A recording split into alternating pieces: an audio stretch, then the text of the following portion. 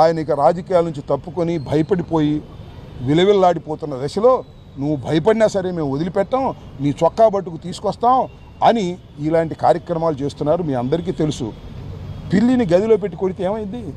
తిరగబడక తప్పదు కదా.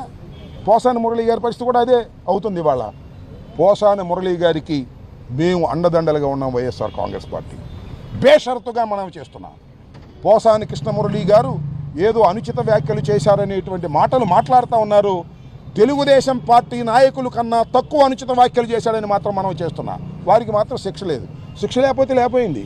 ఆ చింతకాయల అయ్యన్న పాత్రుడు గారు ముఖ్యమంత్రిగా ఉన్న జగన్మోహన్ రెడ్డి గారిని ఏం మాట్లాడాడో ఒకసారి చూపించమని అడుగుతా ఉన్నా. ఆయన ఏంటి ఇవాళ స్పీకర్ గారు, అలాగే త్రిపుల్ గారు ఉన్నాడు. ఆయన అసలు ఒక ఛానలే పెట్టి జగన్మోహన్ రెడ్డి గారిని ముఖ్యమంత్రిగా ఉన్నప్పుడు తిట్టకుండా తిట్టాడు. ఆయనకి ఉప ముఖ్యమంత్రిగా డిప్యూటీ స్పీకర్. మళ్ళా ఈయనున్నాడు ఎవరు, కింజారపు అచ్చెన్నాయుడు గారు.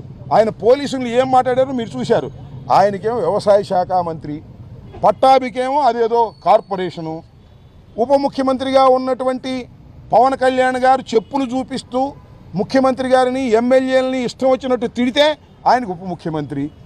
ఇలా మీరు మమ్మల్ని బాగా అనుచిత వ్యాఖ్యలు చేసిన వారిని, బహిరంగ తిట్టిన వారిని మీరేమో పదవులు ఇచ్చి గౌరవిస్తారు.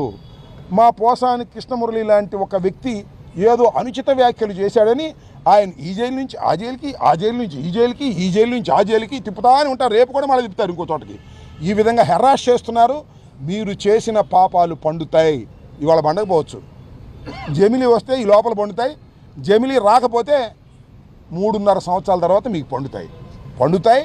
దీనికి తప్పనిసరిగా ముఖ్యంగా వీటన్నిటికీ చిత్రీకరిస్తున్నటువంటి ఎర్రబుక్కు రాసి ఎప్పుడు ఎవరిని ఎక్కడ అరెస్ట్ చేయాలో, ఏ జైలుకు పంపాలో అంతా స్క్రిప్ట్ ఇస్తున్నటువంటి లోకేష్ గారికి సరైన సమయంలో ప్రజలు బుద్ధి చెబుతారని ఈ సందర్భంగా నేను మనవి చేస్తున్నాను. ఖచ్చితంగా